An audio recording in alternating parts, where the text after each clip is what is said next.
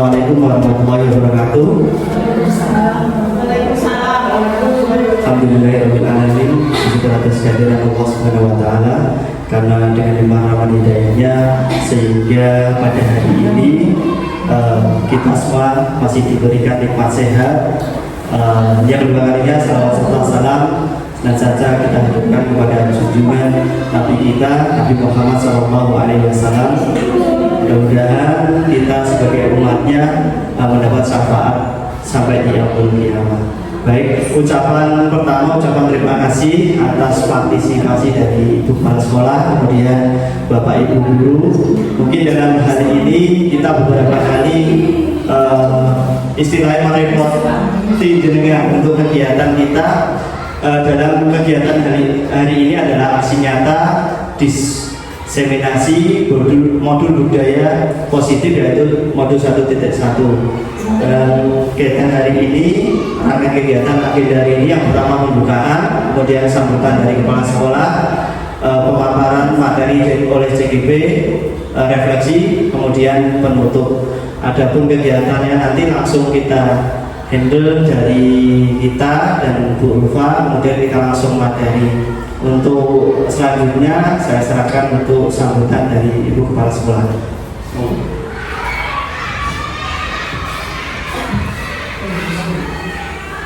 Assalamualaikum warahmatullahi wabarakatuh.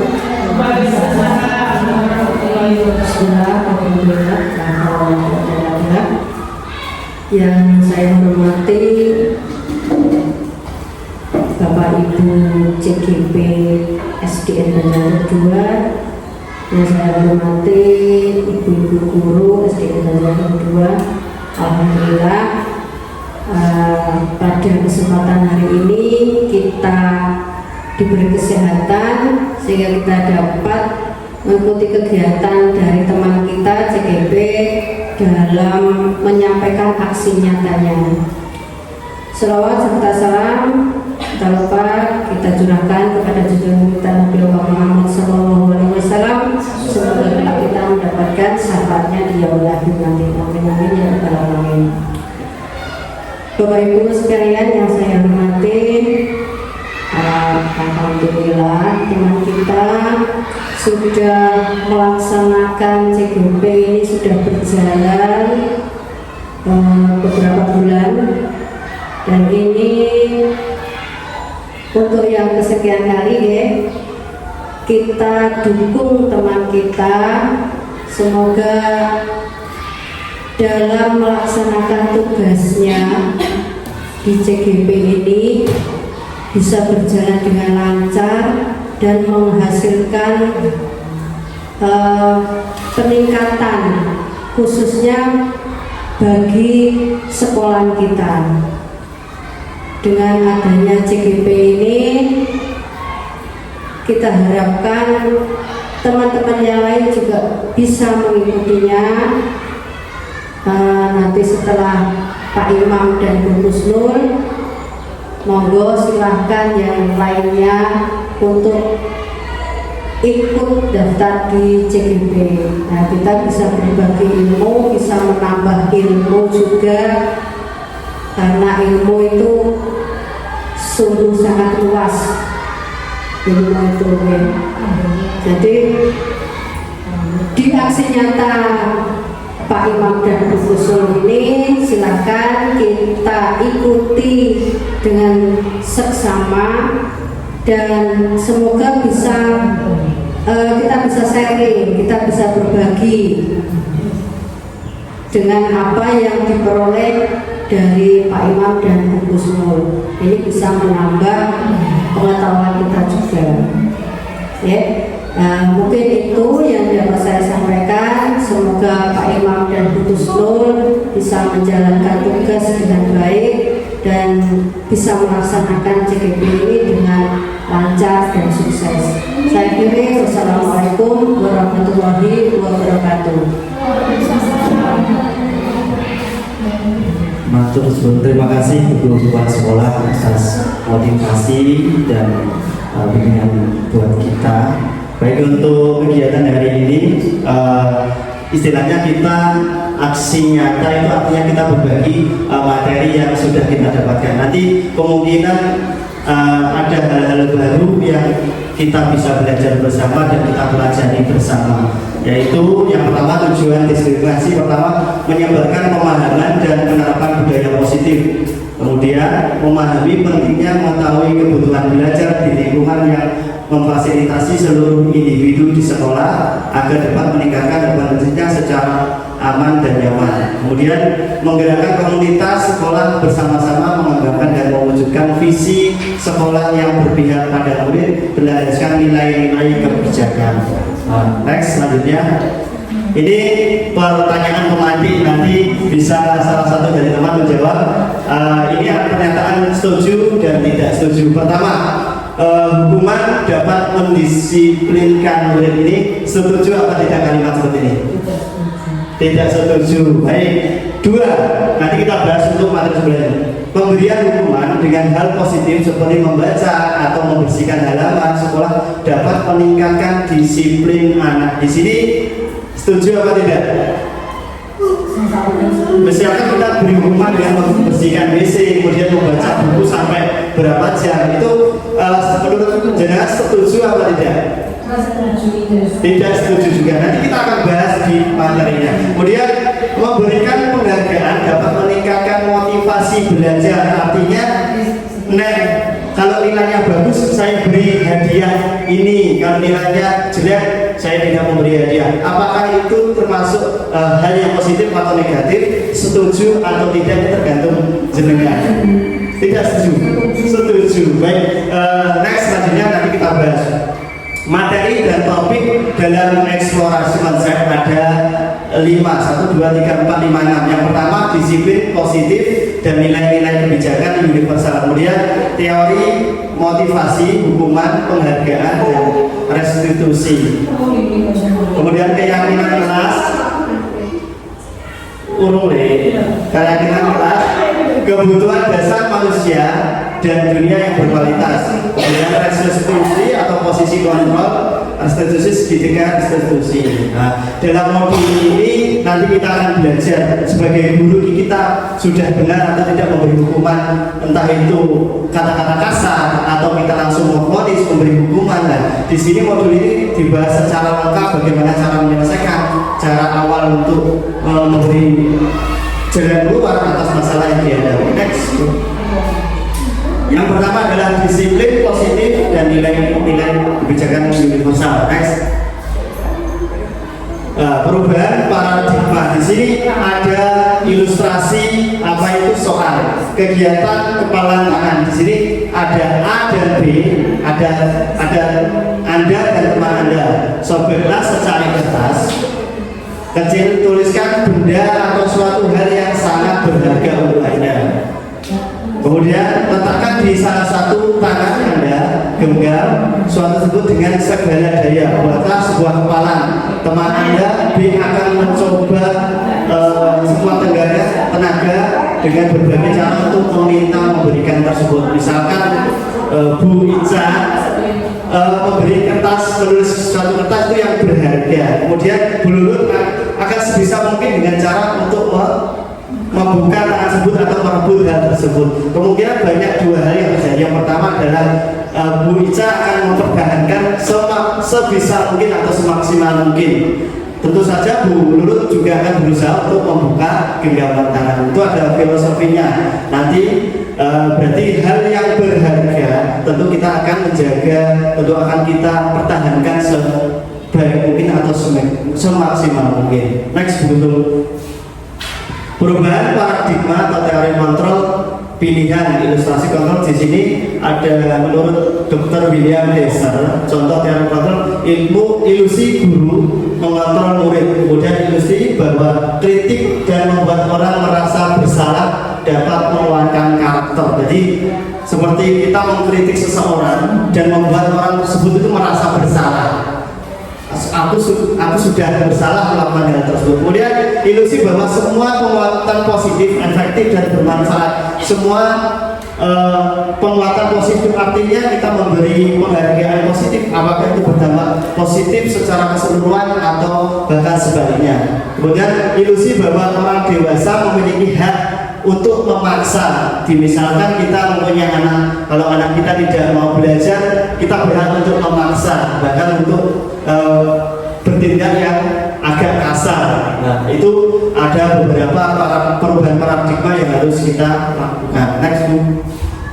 Ilusi guru mengontrol murid. Ilusi guru bahwa semua penguatan positif, efektif, dan bermanfaat. Next, saya membacakan. Kemudian ilusi bahwa kritik dapat membuat orang merasa bersalah, menguatkan karakter. Di sini menggunakan kritik dan saran, rasa bersalah untuk mengontrol murid menuju pada identitas gagal. Mereka belajar untuk merasa buruk tentang diri mereka. Mereka mengembangkan dialog diri yang negatif. Kadang sulit bagi guru untuk mengidentifikasi bahwa mereka sedang melakukan perilaku ini, karena seringkali guru cukup menggunakan suara halus untuk menyampaikan hal negatif tersebut. Kemudian ilusi bahwa orang dewasa memiliki hak untuk memaksa, atau kita memiliki mentang-mentang kita orang dewasa, kita harus dengan cara yang kasar atau negatif kita dapat merubah paradigma tersebut. Teks.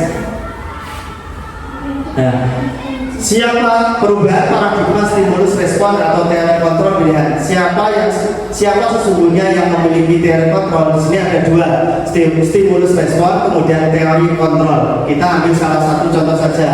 Kita mencoba mengubah agar berpandangan sama dengan kita. Artinya kita mempengaruhi orang lain agar mempunyai pandangan sama dengan kita. Nah, teori kontrolnya kita berusaha memahami pandangan orang lain tertentu. Kita tentu orang lain punya pandangan, ya kita berusaha memahami dan menerima pandangan orang tersebut. Kemudian perilaku buruk dilihat sebagai satu kesalahan. Teori kontrolnya semua perilaku tentu memiliki tujuan tertentu. Jadi tidak serta-merta kita menilai dari sisi yang kurang pas atau negatif. Next, disiplin positif. Di sini ada bagian teori kontrol. Salah satunya terdiri dari 4. Anda tidak bisa mengontrol orang lain, hanya Anda yang bisa mengontrol diri kita sendiri.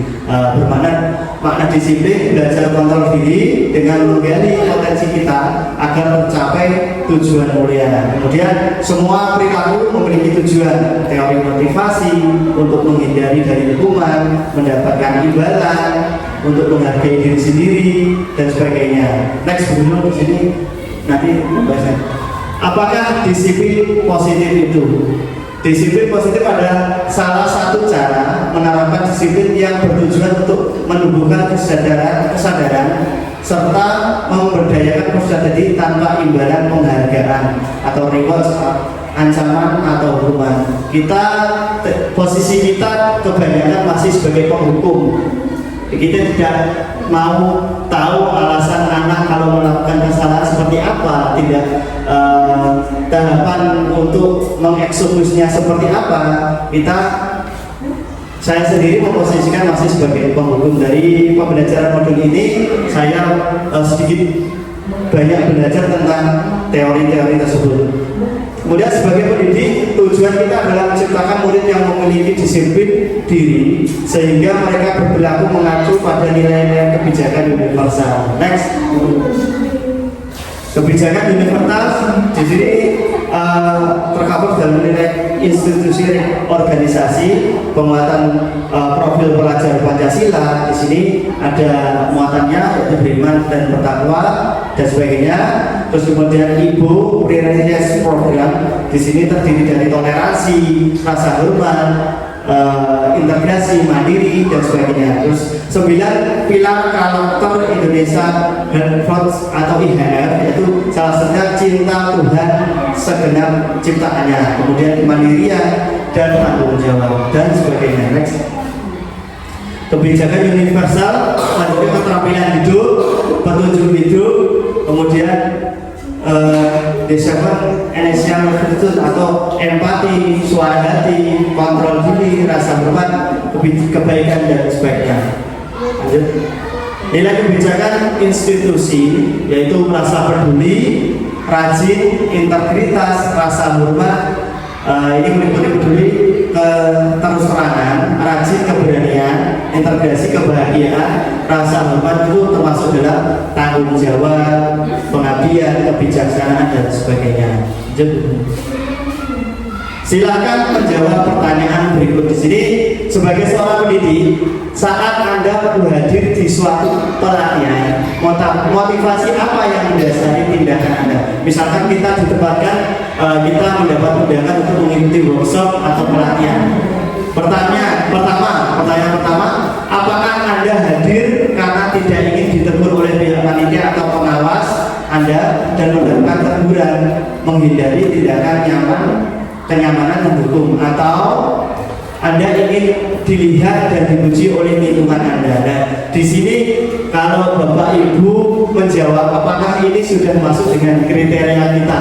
Kalau kita misalkan ditunjuk untuk mengikuti workshop ke tingkat kabupaten atau keluar kota, dan rasa apa yang Bapak Ibu rasakan? Apakah karena ingin dipuji orang lain, atau karena tidak mau ditegur oleh pimpinan kita dan sebagainya? Jadi manakah motivasi yang paling kuat yang mendasari tindakan Anda, atau adakah suatu proses perubahan motivasi antara dua motivasi tersebut? Next. Silahkan jawab pertanyaan berikut. Ini pertanyaan pemati juga. Nilai-nilai kebijakan apa yang Anda rasakan penting saat ini untuk ditanamkan pada murid-murid Anda di kelas sekolah Anda, dan mengapa? Ada yang bisa jawab? Bu Lili sakit. Nilai-nilai kebijakan salah satunya misalkan apa? Kemandirian, tanggung jawab. Nah, di sini nilai kebijakan apa yang Anda rasa penting saat ini untuk ditanamkan murid-murid di kelas Anda?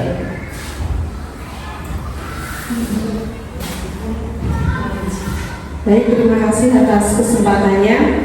Saya akan menjawab sesuai apa yang saya lakukan. Nah, ini yang saya terapkan di PNM, yaitu tentang disiplin positif dengan adanya keteraturan kelas. Jadi kita bisa menanamkan nilai-nilai disiplin positif. Misalnya di situ kita membuat sebuah kesepakatan, yang mana kesepakatan kelas itu nanti kita sepakati secara bersama. Jika memang nantinya ada suatu perubahan menyesuaikan dengan kebutuhan anak, menyesuaikan dengan bagaimana kondisi anak, maka kita perlu merubahnya. Nah, sudah terjawab juga mengapa dalam arti harus ada perubahan yang mengarah pada kebutuhan anak dan mengarah pada apa yang membawa perubahan lebih baik. Sekian, terima kasih Pak Imam. Terima kasih, luar biasa jawabannya. Betul sekali. Jadi terkait dengan kesepakatan kelas, memang itu sangat penting sekali. Saya kira di masing-masing kelas sudah menerapkan dan membuat kesepakatan kelas. Salah satunya adalah misalkan datang tepat waktu, kemudian mengikuti pelajaran dengan baik, kemudian meminta izin saat berkeluarga. Hal-hal tersebut itu memang sangat penting karena itu akan menjadi konsekuensi apabila kita atau murid kita melanggarnya, seperti itu. Next, eksplorasi konsen pembelajaran 2.2 tentang teori motivasi, hukuman dan penghargaan dan restitusi. Dalam modul ini nanti kita akan belajar tentang teori motivasi, hukuman apa, terus kemudian penghargaan apa, kemudian dengan segitiga restitusi. Next. Teori motivasi perilaku manusia, yaitu pertama untuk menghindari ketidaknyamanan atau hukuman. Apakah yang akan terjadi apabila saya tidak melakukannya? Nah, ini termasuk motivasi eksternal, motivasi dari luar. Kemudian dua, untuk mendapatkan imbalan dari orang lain. Apa yang akan saya dapatkan apabila kita melakukan hal tersebut, atau kita menjawab pertanyaan dari Bapak Ibu guru atau mendapat nilai yang 100, lalu bertanya apa yang dapat saya apabila saya melakukan tersebut. Nah, kemudian untuk penghargaan menghargai diri sendiri. Saya akan menjadi orang yang seperti apa bila saya melakukannya, akan menjadi orang seperti apa, berarti ada tujuan yang ingin dicapai. Next, Bu. Menurut Ki Hajar Dewantara, merdeka itu artinya tidak hanya terlepas dari perintah, tidak hanya terlepas dari perintah, juga cakap akan tetapi buat memerintah diri sendiri. Bukan artinya merdeka harus bebas dari segalanya. Menurut beliaunya juga cakap akan terhadap membuat perintah untuk dirinya sendiri. Next, dihukum oleh penghargaan. Biasanya kategori kata hukum itu cenderung ke hal-hal yang sanksi sikapnya. Dari paradigma tersebut bahwa penghargaan berlaku sama dengan hukuman, artinya meminta atau membujuk seseorang melakukan sesuatu untuk memenuhi suatu tujuan tertentu dari orang yang meminta atau membujuk. Di sini ada pengaruh jangka pendek dan jangka panjang. Kemudian penghargaan hukuman, penghargaan mengurangi ketepatan, penghargaan tidak efektif, dan penghargaan merusak hubungan. Next, begitu. Nah, ini dihukum oleh penghargaan. Penghargaan menurunkan kualitas. Biasanya kalau kita sering memuji salah satu murid kita, memuji orang lain dengan berlebihan, mungkin beliaunya juga akan, anak tersebut juga akan bisa menurun kualitasnya. Artinya dia akan sedikit menunjang dengan kita. Kemudian penghargaan mematikan kreativitas. Di sini tidak selalu penghargaan itu bersifat positif, ada juga yang mematikan kreativitas dari siswa. Kemudian penghargaan mengurangi motivasi intrinsik dari dalam siswa. Next, bentuk program kebajikan apresiasi dalam bentuk beri pengakuan secara khusus, beri pengakuan secara pribadi, beri pengakuan kepada semua murid atau bergantian, beri pengakuan secara konsisten atau terus menerus. Fokus pada proses. Yang kita titik beratkan adalah fokus pada proses. Next, di sini ada contoh pengakuan apresiasi kebajikan. Ada pembuka nilai kebijakan situasi. Saya bacakan satu. Kemarin saya memperhatikan nilai kebijakannya adalah rasa empatimu besar sekali. Kemudian situasinya pada saat menolong murid baru di kelas kita. Next. Nah, di sini ada beberapa kasus atau contoh. Ini yang termasuk, mana yang masuk hukuman atau konsekuensi.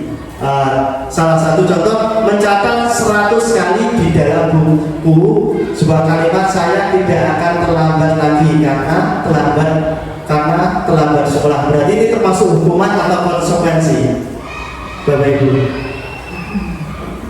Mencatat 100 kali di dalam buku, hukuman. Kemudian dua, nanti kita bahas, lari mengelilingi lapangan basket 2 kali karena terlambat hadir sekolah, hukuman atau konsekuensi, hukuman. Kemudian tiga, murid diminta untuk push up 15 kali karena tidak menggunakan masker di sekolah. Ini konsekuensi atau hukuman? Hukuman juga. Nah, mengganti kertas tugas teman yang telah dicoret-coret. Ini konsekuensi. Nah, ini konsekuensi. Kemudian membersihkan ruang air di meja tulis karena tersenggol pada saat belajar. Ini hukuman atau konsekuensi. Nah, kemudian next, murid disuruh untuk mengenakan sepatu sehari di sekolah karena tidak mengenakan sepatu hitam. Ini hukuman atau konsekuensi.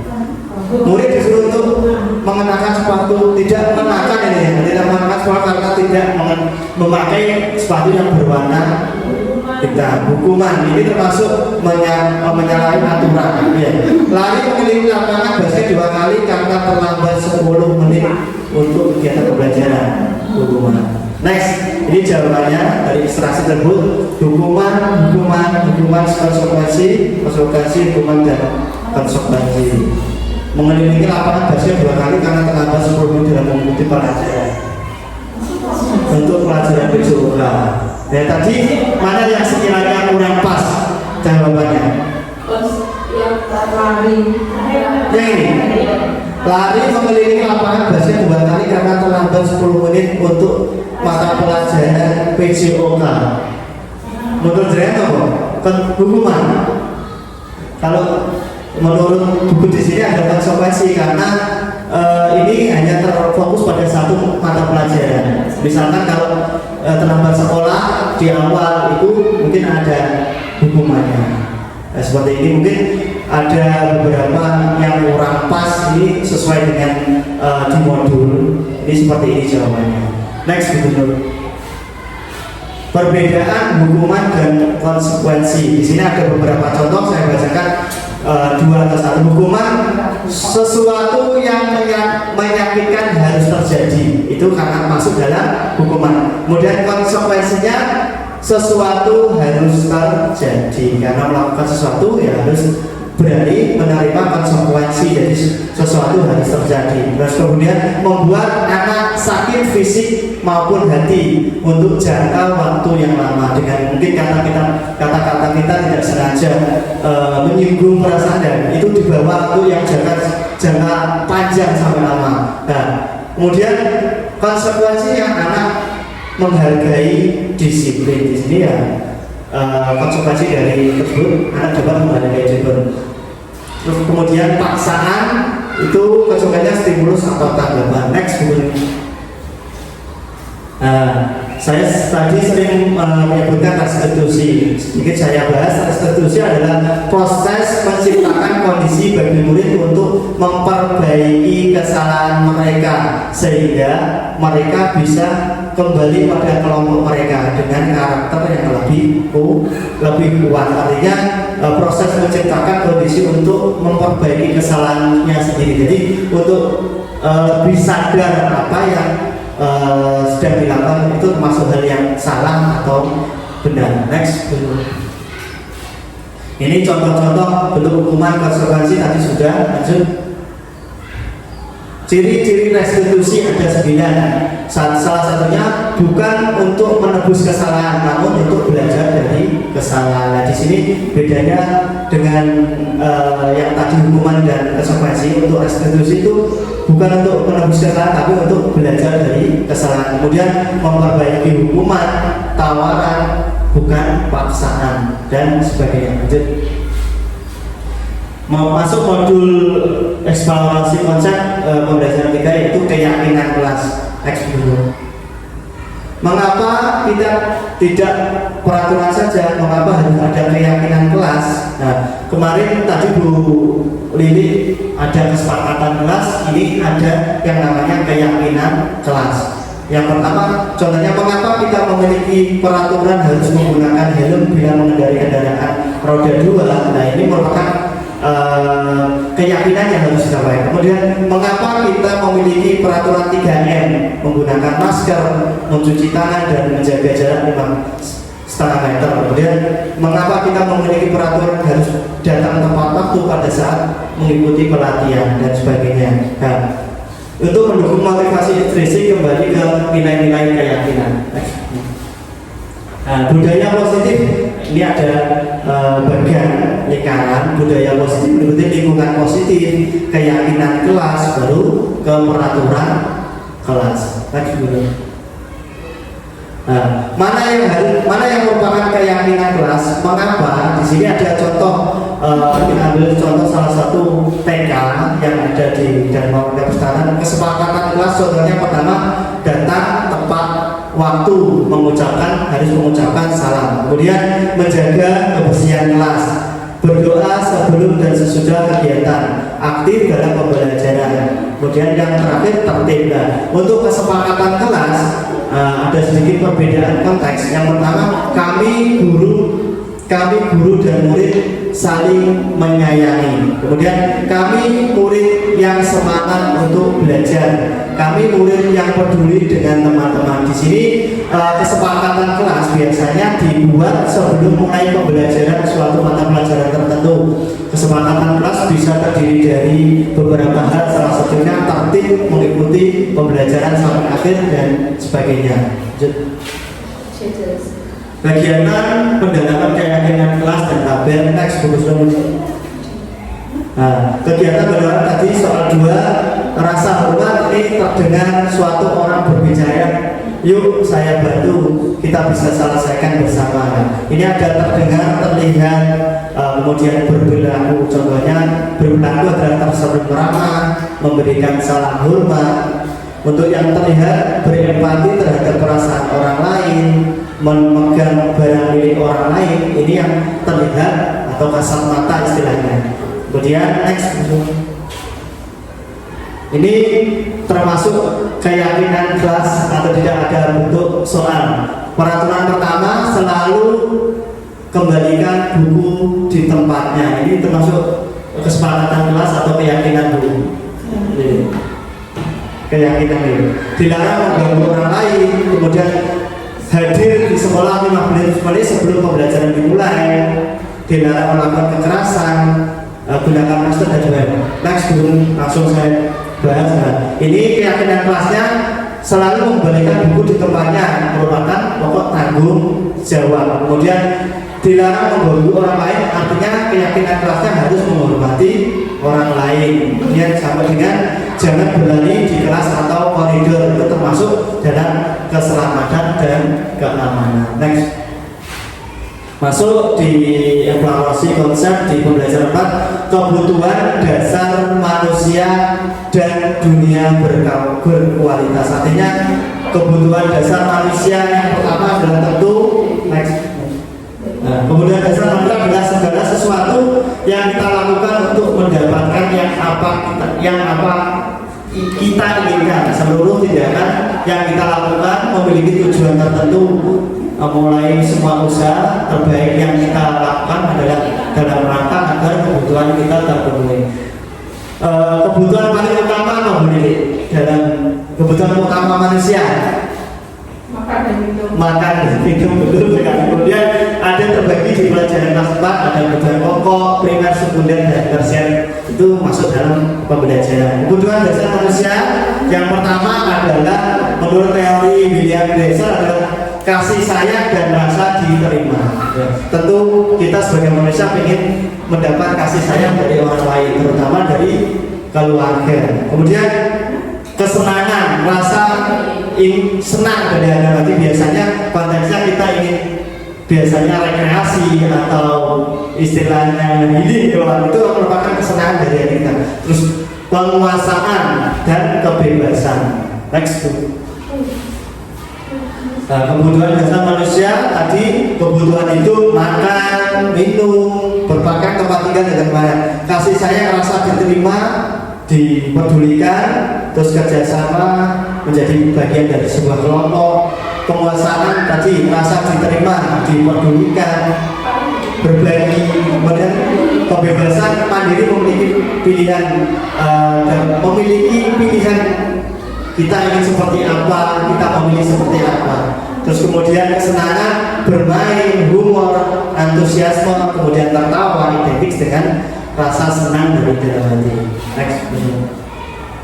Nah, di sini ada untuk membantu Anda, jawablah pertanyaan berikut. Siapakah orang yang paling penting dalam hidup Anda? Menurut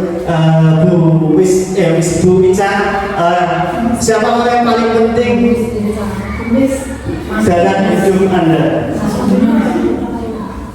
Jawab. Diri saya sendiri. Berarti kepentingan diri sendiri. Jawaban tidak ada jawaban yang salah. Kemudian nilai kebajikan apa yang penting dalam hidup Anda? Kebebasan atau rasa senang tadi.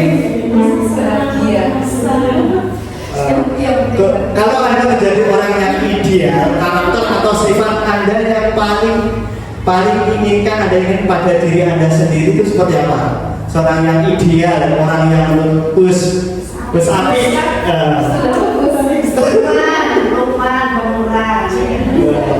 terus apa capaian Anda yang Anda sangat banggakan? Capaian apa yang kita sudah peroleh selama ini yang bisa kita banggakan?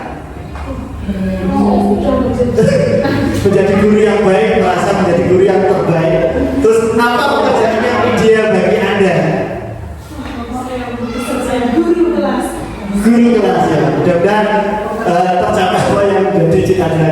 Ceritakan bagaimana pengalaman hidup Anda di mana Anda merasa itulah titik puncak hidup Anda. Berarti itulah titik puncak di mana kita merasa entah itu negatif, positif, atau misalkan saya selama ini kita menjadi guru honorer, kemudian hingga saat ini kita diangkat menjadi seorang ASN, ya itu merupakan puncak dari rasa bahagia lah istilahnya kan. So, apa yang paling bermakna dalam hidup Anda? Yang paling bermakna?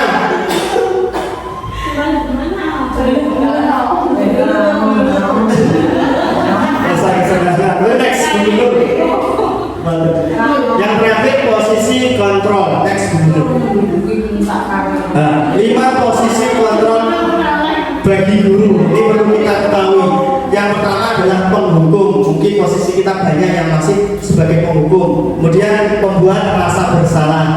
Biasanya semua anak berbuat salah itu diungkit-ungkit di omongkan seperti apa, nah itu anak tersebut akan merasa bersalah, akan timbul jalan-jalan yang agak kejam. Kemudian kontrol teman, pemantau, dan manajer. Ternyata manajer itu menempatkan sebagai pimpinan yang sebagaimana mestinya. Next.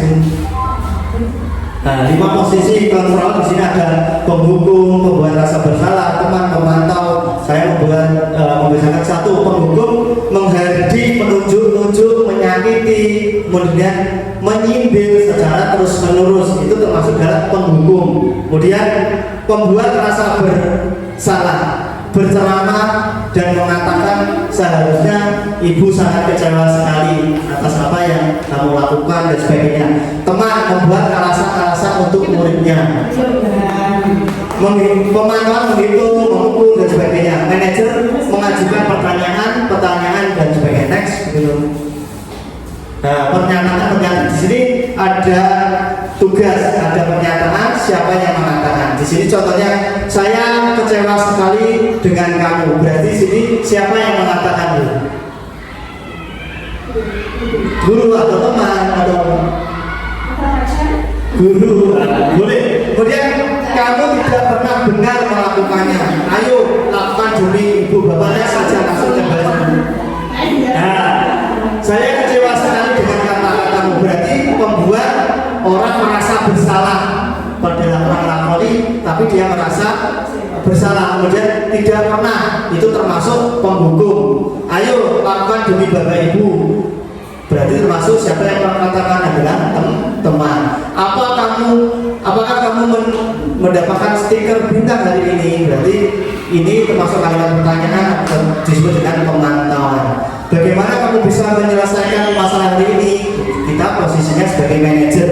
Kamu selalu yang paling terakhir. Itu merupakan kalimat yang konotasinya negatif. Itu berarti termasuk dalam penghukum. Next. Nah, bergerak antara peraturan pemantauan. Di sini nilai-nilai manajer untuk memperbaikinya. Di sini kalau kamu tidak melakukan titik-titik, saya akan sering kali kita melakukan hal seperti itu. Apa yang kamu yakini, bagaimana memperbaiki masalah ini? Harusnya kan kita sebagai manajer menerapkan yang ini. Apa yang kamu yakini, kita tidak langsung sebagai penghukum. Next, gitu. Posisi kontrol tadi penghukum, pembahasan dan sebagainya. Seorang pendidik hendaklah mengambil posisi sebagai manajer. Kenapa? Sehingga mendorong murid-murid menjadi pribadi yang mandiri, merdeka, bertanggung jawab atas perilakunya dan sikapnya, yang pada akhirnya dapat menciptakan lingkungan yang positif, aman, dan nyaman. Nah, posisi kita dari 5 tersebut, Bu Lili masih di posisi yang mana? Penghukum semua, rata-rata penghukum. Kita memang identik. Masih pembelajar. Saya adalah orang baru yang banyak belum tahu tentang bagaimana cara menghadapi anak kecil. Mungkin bisa agak kasar. Dengan mengikuti guru penggerak sedikit banyak kita akan belajar teori tersebut. Maka di sini ada pendaftaran angkatan 12. Silakan mendaftar. Ini saya sendiri juga masih sebagai penghukum. Kalau Miss Ica kayaknya agak sudah menjadi manajer. Saya lihat sudah menjadi manajer tidak biasanya sering hukum ya aku biasanya anak yang bersalah saya hukum, cuma kategori hukumannya kita harus menyesuaikan dengan karakter anak seperti itu, tidak drop atau seperti apa. Membuat rasa bersalah masih seperti itu Bu. Mungkin kita mungkin kalau ada masalah harusnya kita sebagai seorang manajer yang mampu sebagai pengurus sehingga mendorong murid menjadi pribadi yang lebih baik atau mandiri. Next. Yang terakhir, segitiga restitusi. Apa itu segitiga restitusi? Nah, ini kita sebagai pendidik dikonekkan dengan yang tadi. Ada validasi kebutuhan, menanyakan keyakinan, menstabilkan identitas. Ya, ini termasuk dalam 3. Jadi kita misalkan diberi contoh murid kita yang selalu terlambat sekolah, kita dapat menanganinya dengan menggunakan strategi yaitu menggunakan segitiga restitusi. Validasi kebutuhan, kamu tentu punya alasan mengapa melakukan itu. Nah, kita validasi dulu apa dari tindakan yang salah. Kemudian adakah cara yang lebih efektif untuk mendapatkan apa yang kamu butuhkan. Nah, seperti itu. Kemudian menstabilkan identitas. Setiap orang pernah melakukan kesalahan. Jadi kalau biasanya sering terlambat, dari kata-kata kita, saya tidak menyalahkan 100%. Tentu ada alasan kamu kenapa sampai terlambat seperti itu. Kemudian menanyakan keyakinan, nilai apa yang telah kita sepakati sesuai dengan nilai atau kesepakatan keras yang kita buat. Kamu ingin menjadi orang yang seperti apa dari tindakan yang telah kamu lakukan. Next, dulu. Nah, di sini ada satu contoh studi kasus. Guru berkata, berbuat salah itu hal yang manusiawi. Tidak ada manusia yang sempurna. Bapak Ibu juga pernah berbuat salah. Kita pasti bisa menyelesaikan permasalahan ini. Bapak Ibu tidak tertarik untuk mencari tahu siapa yang bersalah, siapa yang salah, tapi lebih tertarik untuk menyelesaikan masalah. Kalau kamu menyalahkan dirimu sendiri terus-menerus, apakah kamu bersikap baik pada dirimu sendiri? Next. Nah, sampai di sini ada guru berkata kamu bisa saja melakukan hal yang lebih buruk, tetapi kamu tidak melakukannya. Di sini dalam kontrol bagaimana kita mencari jalan keluar atas kesalahan yang dihadapi siswa. Next. Intervensi 30 detik. Di sini intervensi membantu murid kembali ke tujuan semula. Apakah yang kamu ingin buat lebih baik?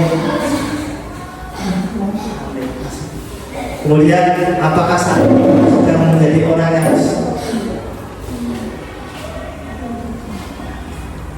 next betul. Refleksi untuk pembelajaran hari ini. Kita ada 4 sesi pertanyaan atau 4 pertanyaan untuk refleksi pembelajaran ini. Hal baru apa yang mengubah paradigma saya yang saya dapatkan? Miss Ica, hal baru apa yang mengubah paradigma saya yang saya dapatkan dari materi yang tadi?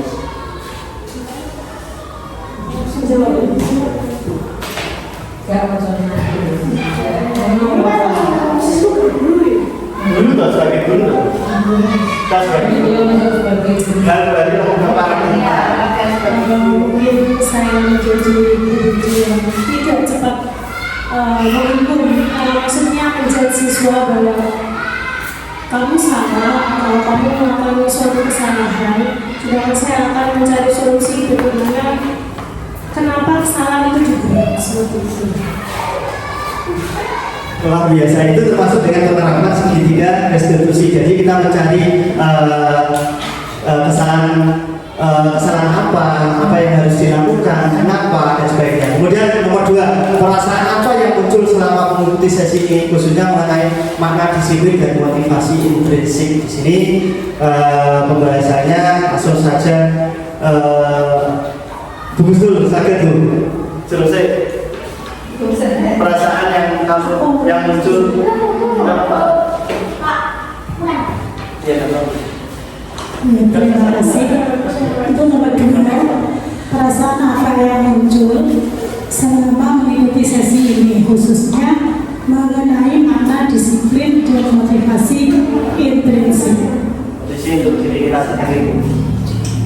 Ya, jadi dari materi ini yang telah dijelaskan oleh Pak Imam tadi, yang mana sebelumnya kita mungkin dalam melakukan dalam posisi kita sebagai seorang guru, sebelumnya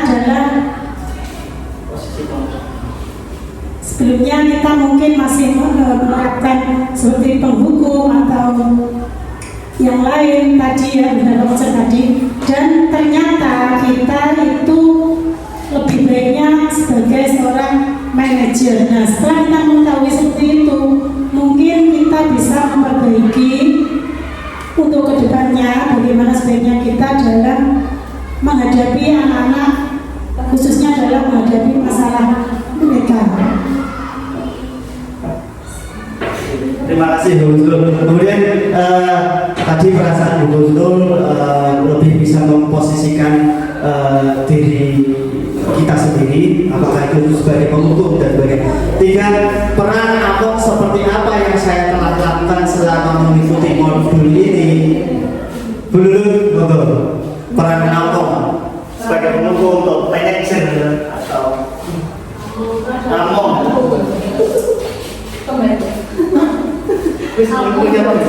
Terima kasih atas waktu yang diberikan kepada saya. Peran yang saya lakukan di sini dalam mengikuti modul, dalam mengikuti aksi nyata oleh teman CGP, CGP saya sebagai peserta, tetapi saya akan mengikuti apa yang telah dipaparkan oleh pemateri, yaitu tentang disiplin, tentang hukuman dan tentang konsekuensi, dan sebaiknya bagaimana seorang guru itu menjadi guru yang baik bagi peserta didik. Ternyata selama ini kita belum begitu paham dan memahami terutama tentang hukuman kepada peserta didik. Padahal dalam jiwa guru itu sendiri sebenarnya memberikan seperti itu. Beliau ingin anak didiknya itu lebih disiplin dalam segala hal, seperti yang telah dibahas tadi tentang keterlambatan masuk kelas. Nah, itu sering kali terjadi. Kadang-kadang kita juga sudah berusaha menanyakan. Sebenarnya kita sudah berperan sebagai manajer juga di situ. Sebetulnya dari 5 posisi yang diberikan tadi yang dipaparkan, antara yang pertama hukuman, terakhir manajer, sebenarnya semua guru itu sudah melakukan itu, tetapi kita hanya mengenalnya biasanya yang lebih mencolok itu ke hukuman. Padahal sebelum melakukan hukuman, kita itu seorang guru itu sudah menjadi manajer, yaitu tentang kenapa bertanya dulu pada siswa yang terlambat, siswa yang tidak mengerjakan PR dan lain sebagainya. Sudah sebetulnya juga sudah memberikan teguran pertama, kedua, ketiga, sampai 1 tahun itu mungkin ada 50 kali. Kadang-kadang guru juga manusia kan ya. Kadang-kadang merasa jenuh, dan gimana caranya anak ini agar disiplin tadi. Suatu ketika kalau sudah mencapai puncak dari manajerannya habis, maka beliau akan mengeluarkan jurus itu yang pertama, yaitu hukuman tadi. Dan mungkin yang kedua ada apa tadi, kata-kata merasa bersalah, itu pasti dilakukan juga oleh seorang guru, tapi tujuannya bukan untuk menjatuhkan anak itu sendiri, tapi kita juga mempunyai tujuan agar anak kan beda-beda. Mungkin dengan cara itu dia mempunyai rasa malu, kapok, dan takut, sehingga dia akan memperbaiki dirinya sebagaimana mestinya. Itu jawaban dari saya. Terima kasih atas waktunya. Terima kasih, luar biasa. Kita sebagai guru sebenarnya sudah sedikit banyak sudah menerapkan posisi, cuma kita kecenderungannya kita akhirnya pada sebagai penghukum. Nah, dari pembelajaran modul ini kita mengubah paradigma bahwa segala sesuatu permasalahan yang dari siswa itu ada tahapan penyelesaiannya. Kemudian yang terakhir, saya akan menjadi among yang seperti apa? Apakah setelah mengikuti modul ini boleh deh atau berbeda?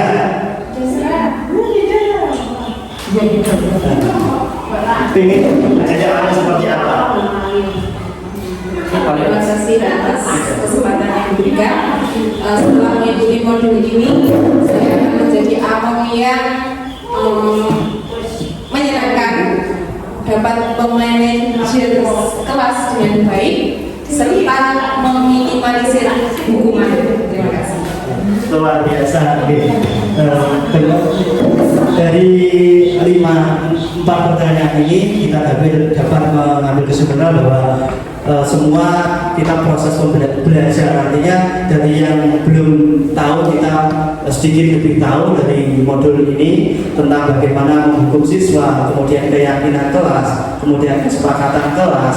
Nah, itu tertuang di modul 1.5 ini. Jadi mudah-mudahan dan harapan kita semua kita dapat menjadi seorang pembelajar atau seorang guru yang baik dan sesuai dengan kodrat zaman dan tuntutan kita. Dan next dulu, ini sudah selesai. Mungkin pertanyaan tadi sudah menyangkut semuanya. Mungkin dari saya sekian, kurang lebihnya saya kira. Terima kasih. Assalamualaikum.